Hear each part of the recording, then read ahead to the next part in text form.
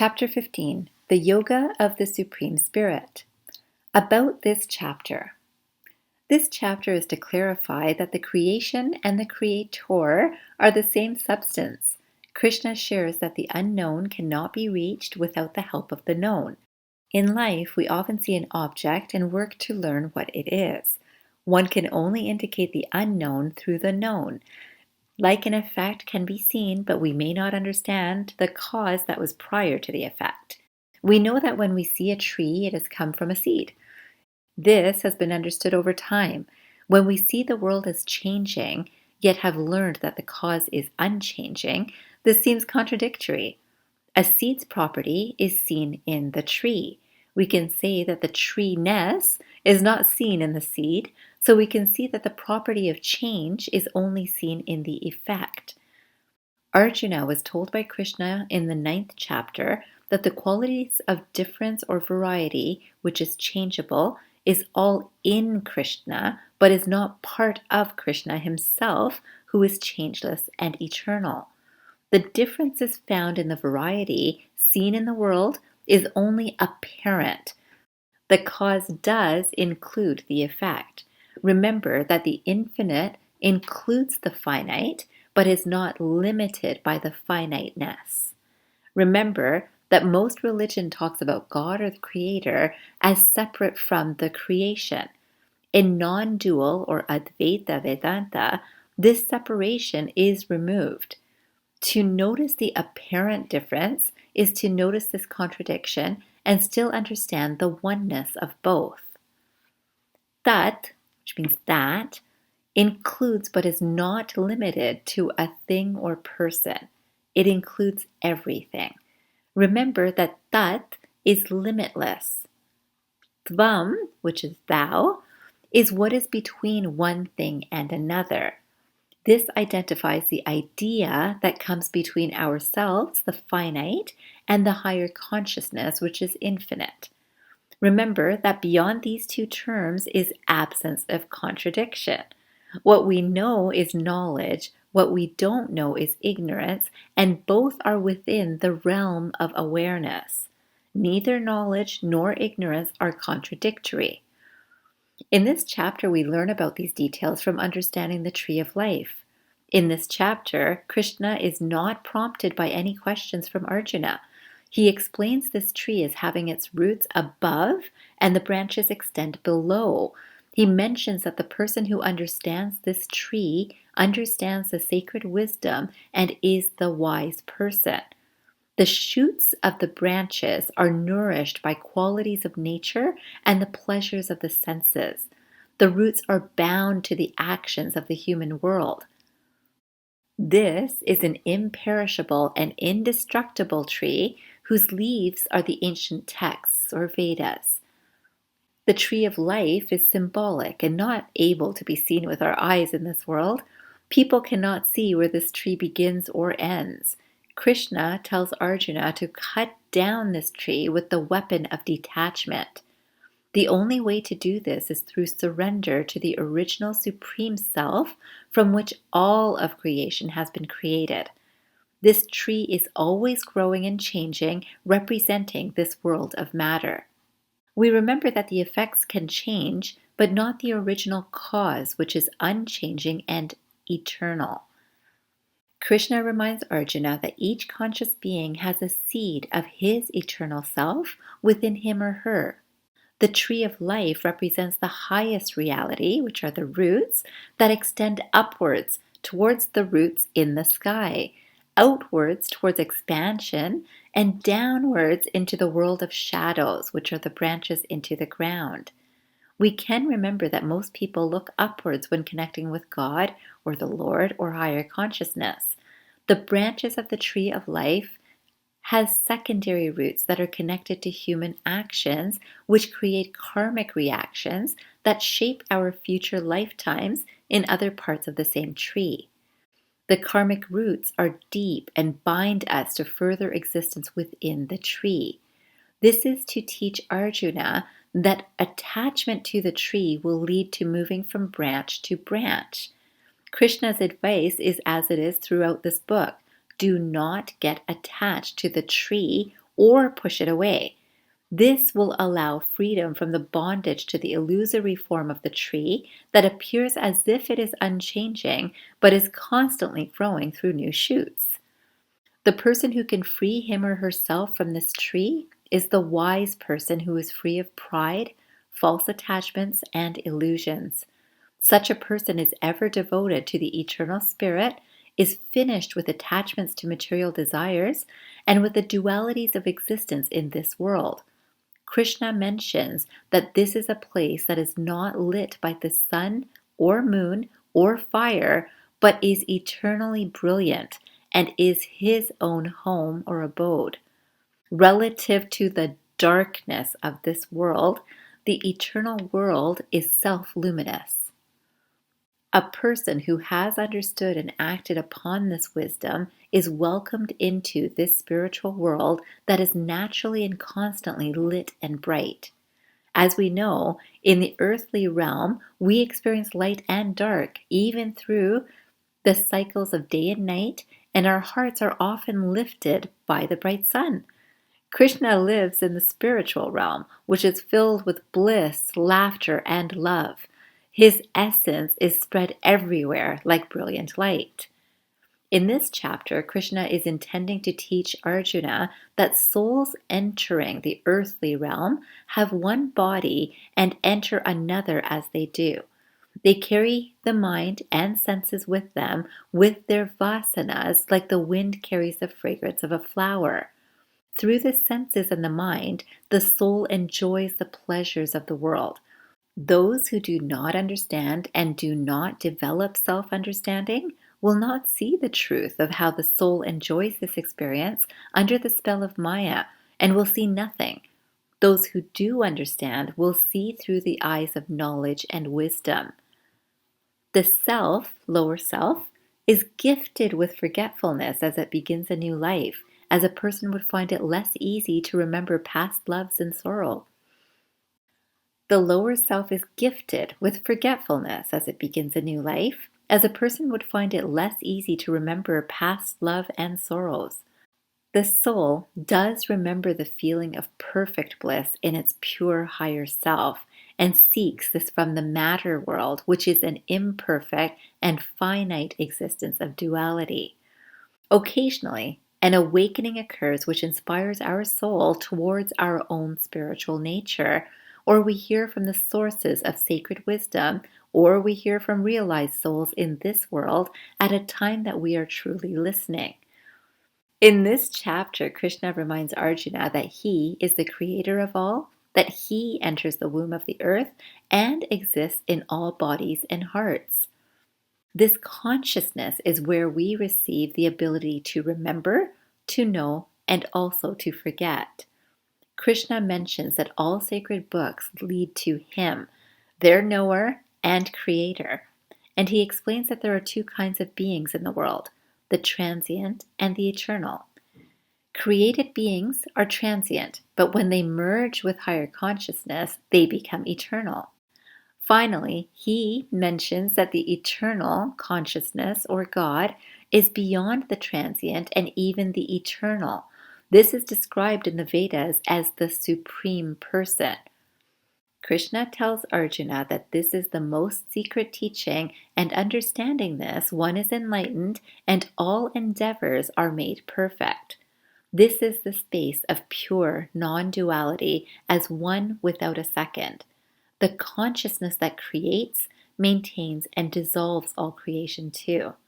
The Brahman, or pure consciousness, that is always a part of each of us, but is easily forgotten in worldly pursuits.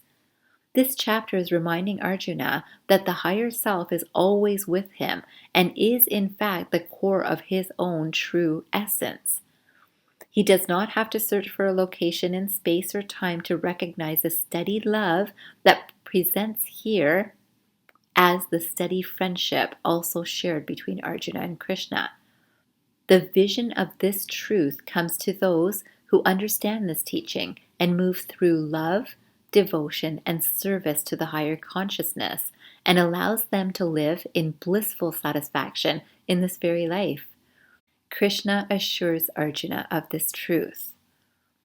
Many religions will speak and teach about life after death in heavenly or hellish realms, but the Gita, that has its origins in ancient times, teaches that peace, bliss, and complete satisfaction may be experienced while living in an earthly realm. This is the experience of what is called Sat Chit Ananda, which translates to existence, consciousness, and bliss. The goal of Vedic and many religious or spiritual teachings, when understood deeply through faith, devotion to a higher goal, contemplation, and a steady mind. Exactly the process that the Gita encourages. Through this experience, one merges with the higher consciousness, which each person carries as a seed within his or her own heart, and is described by Krishna as his abode, which is filled with the eternal light of Source or God or Krishna. Arjuna can understand this, as when he saw Krishna's supreme form, he also saw within the form the light which appeared as the light of 1,000 suns among all the forms of all other creation. In this place, there is no need to come back to the earthly realm and to suffering through the cycles of samsara. This is not a place to reach outside of oneself, but rather a state of mind within oneself, a space of true peace and bliss. Chapter 15, The Yoga of the Supreme Spirit, for the Healthcare Guru. We have understood in this chapter that we are moving from the known to the unknown. Most religions will encourage understanding God through understanding humans. We understand humans as most evolved through evolutionary processes. We need to understand things that are most similar to see how evolution has happened. So in science, we have looked at the monkey as closest to humans. Beyond humans, some may think of angels. We would have to think of what would be more evolved, which would be beyond the limitations of humans. Certainly, if something is infinite, it would be beyond the known finite existence of man. We learn through this chapter that the tree of life, or tree of the world, has its roots above us and the branches are all below. We learn that this tree is constantly changing and imperishable. We also know through science that matter is always changing, but always exists as potential energy in some form somewhere. In Gita, each part of matter goes back to a combination of the original states of matter, which is earth, fire, air, water, and space, and may be unmanifested but still exists. The tree of life is being protected by knowledge represented by the leaves. We know that the branches are directly related to the roots above that bring forth the wisdom inherent from the roots. The branches are expressing differently based on their own unique characteristics, but maintaining the original wisdom. Now, understanding the details from this chapter about the tree of life, let's apply it to the world of healthcare. We know that each of us works in the area that seems most right based on our interests, desires, and intentions. Each of us can be seen as a different branch that works with our own equipment composed of our body, mind, and intellect. In healthcare today, most training does not focus on spiritual roots, even though most recognize that spiritual healing is very important in the care of a total person. Without being spoken, we have moved into practice that mostly separates the body, mind, and spirit. There are clearly healthcare workers that focus most on the physical body, like chiropractic doctors, massage therapists, surgeons, physiotherapists, nurses, and home care workers. Then there are practitioners that focus most on the mind, like psychologists, psychotherapists, psychiatrists, and mind-body therapists. The spiritual healers are often found through practitioners focusing on this, like ministers, palliative care specialists, religious leaders, astrologers, and light workers. And each works a little on the other areas as well. General medical practitioners and naturopathic doctors most often work with all of these areas, in theory at least.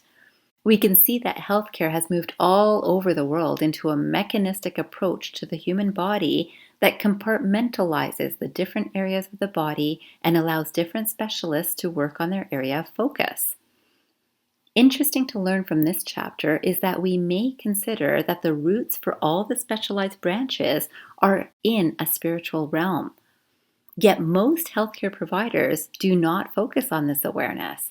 Patients similarly have wanted to fix an obvious known concern, or at least diagnose an unknown concern, and then treat that specifically. The various healthcare associations also encourage this focus on the known to be treated. Most care does look into the health and family history of the client or patient, but few look at it as a source of strength in healing today from a spiritual perspective.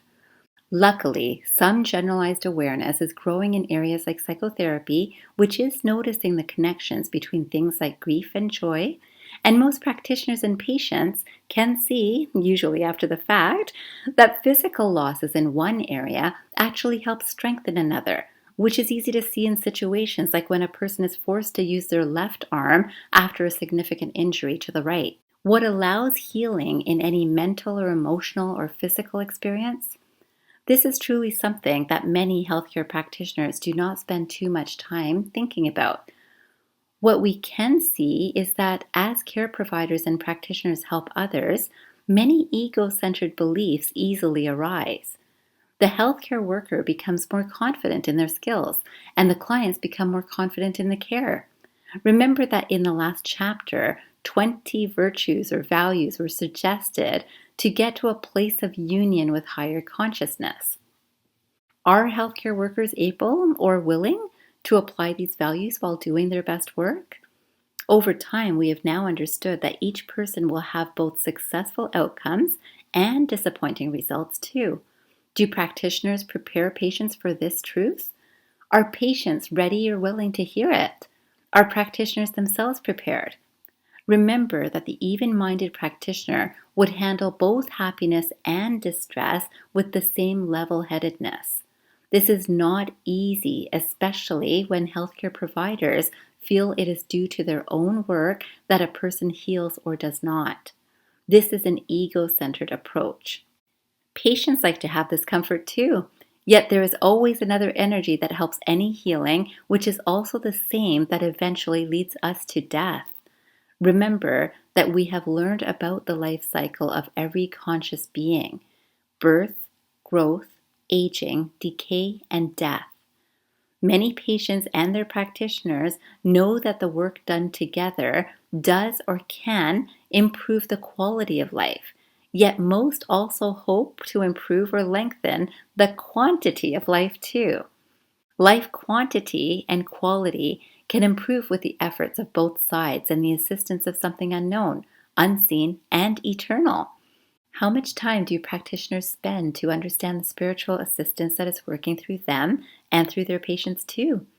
It is also working through all of the other healthcare providers, including family and friends for the patient, and through any nutrition or medicine that is taken by the patient. Each has a role in healing, and that energy combines to create, maintain, and eventually dissolve life. This life force, this spiritual component, has been completely forgotten by many practicing healthcare. As the focus becomes more detail-oriented on the problem, the solution becomes more clouded with layers of questions, doubts, side effects, and judgments or opinions about the best treatments.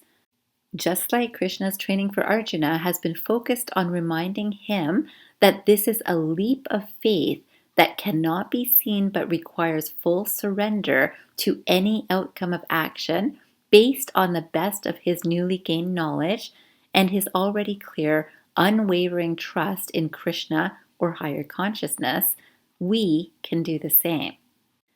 When healthcare providers care for patients, they can make sure they are working from a perspective that is not motivated by selfish desires to truly work for the highest good for all concerned.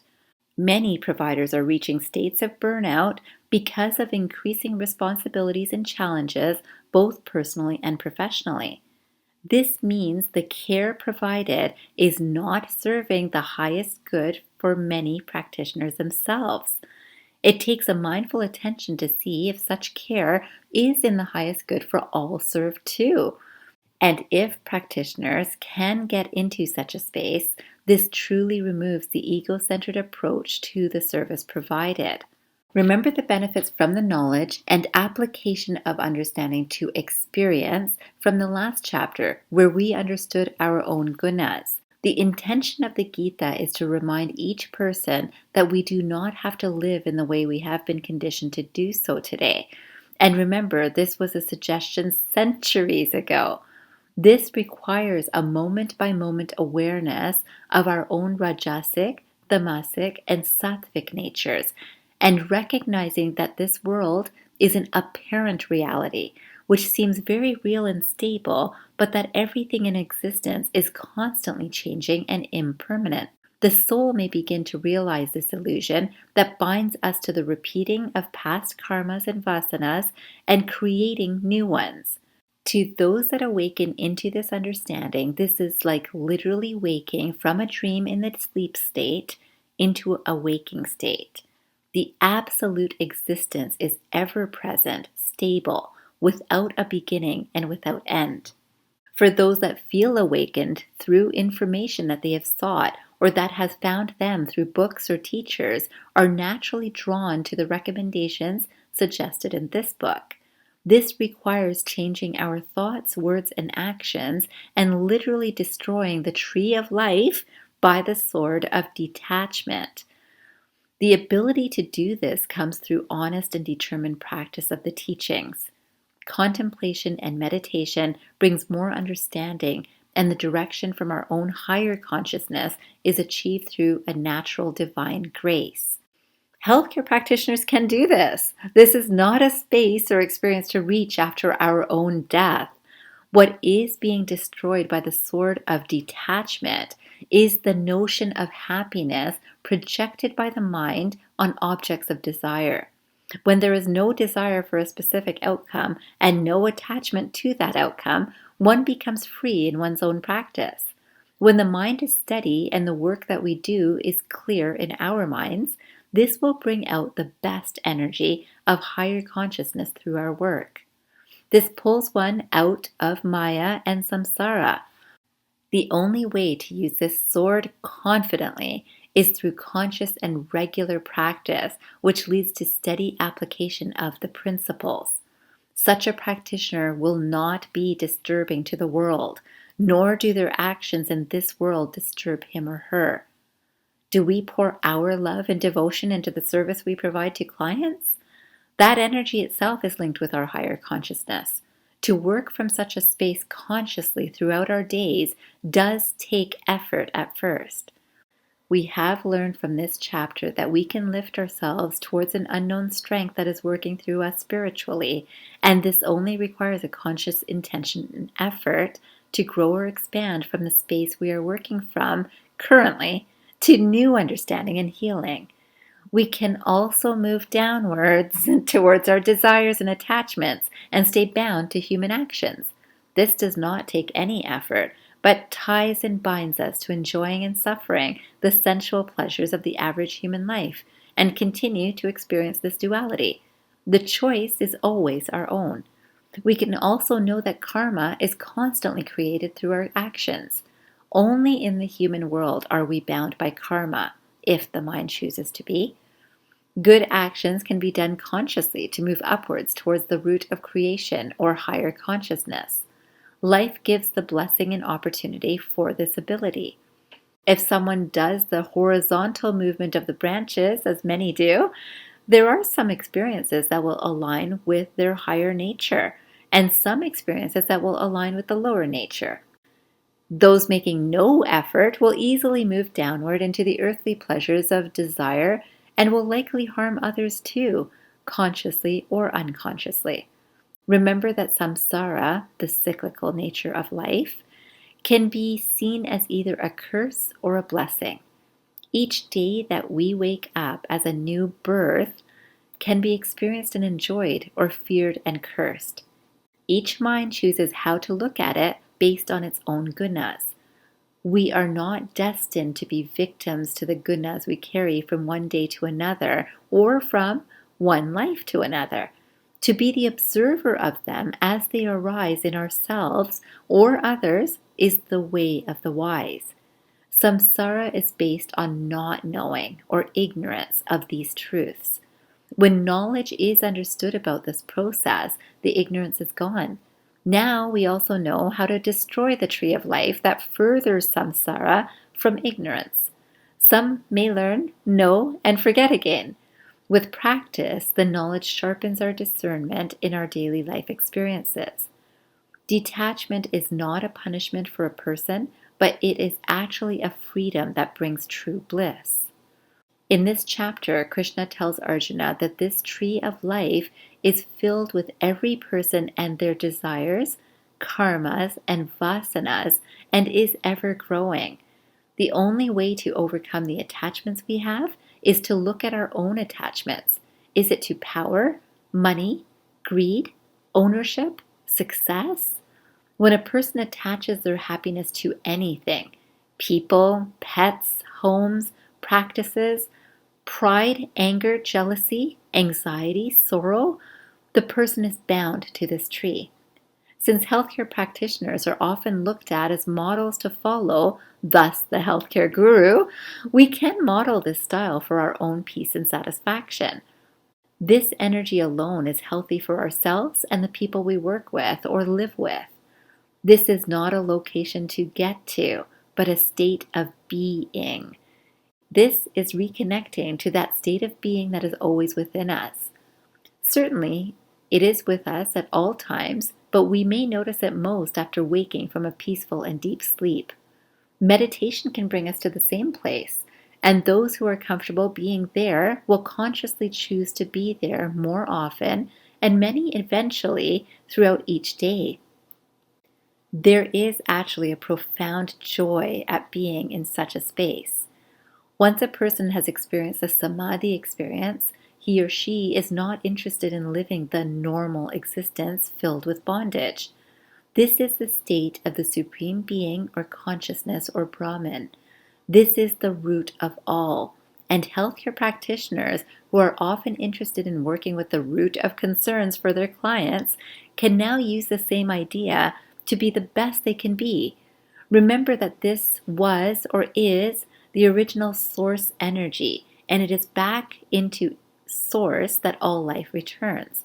From the unmanifest to the manifest and back to the unmanifest. And this means we need to change nothing but our own thinking about our life experience.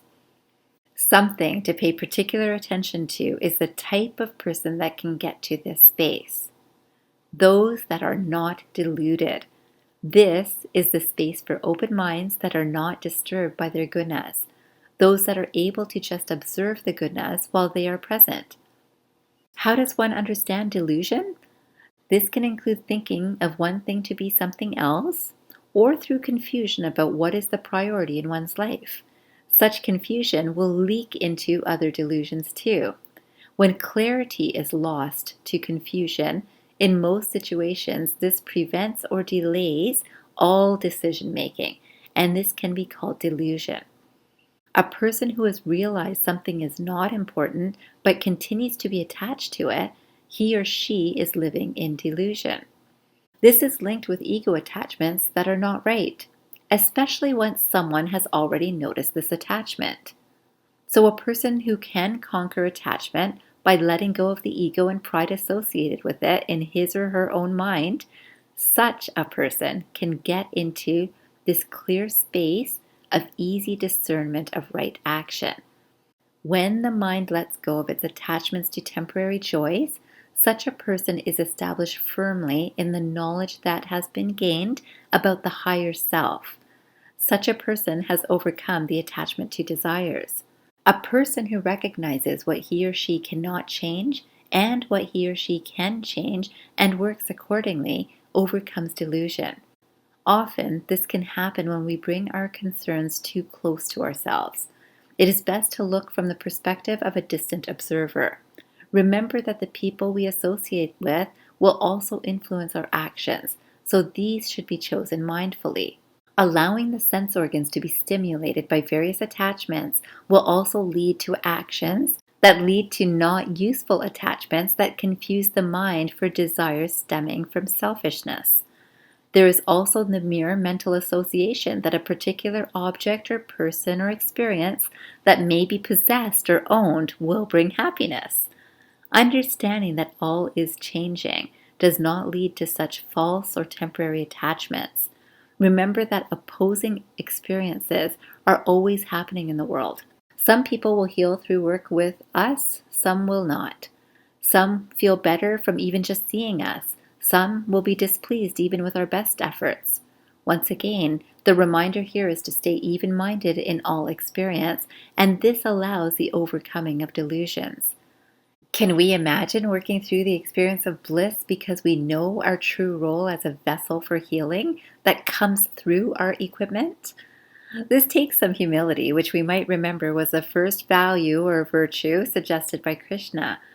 Some would think this would be such a boring space to live from, but once experienced, the eternal bliss that has been reported repeatedly from those who have achieved enlightenment or liberation or freedom is repeatedly confirmed to be incomparable to the experience that most people are living today. Remember that the desire to search for this is felt by different people at different times. If such a desire to know and unite with this idea appeals to a healthcare provider, they will know. If there is no such desire, one will naturally not be drawn into such a direction.